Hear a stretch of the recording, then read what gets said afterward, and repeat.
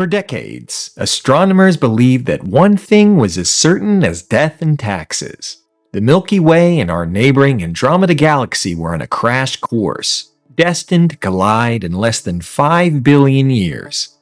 That galactic smash-up would spark massive star formation, scatter stars like cosmic billiard balls, and possibly throw our sun into a whole new orbit.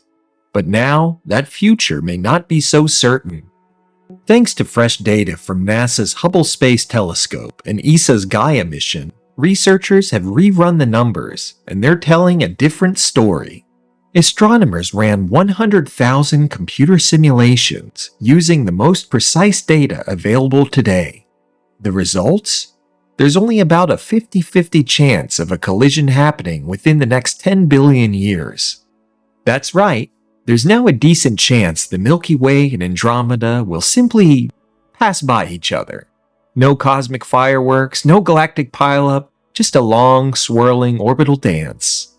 Why the change? This new study factors in not just the main galaxies, but also their massive satellite companions, like the Large Magellanic Cloud and M33. These smaller galaxies tug and twist the larger ones, disrupting the neat two-body collision model we once relied on. In fact, the Large Magellanic Cloud's gravitational pull might even guide us away from Andromeda. So, the universe may be saving us from a collision we were never going to witness anyway. After all, Earth becomes uninhabitable in about 1 billion years due to the sun's heat, and the sun itself burns out in 5.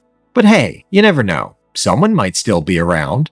Andromeda and the Milky Way may eventually collide, or not, at the end of their orbital dance. But the uncertainties in the simulations means we just can't say one way or the other. While the fate of our galaxy remains uncertain, one thing is clear.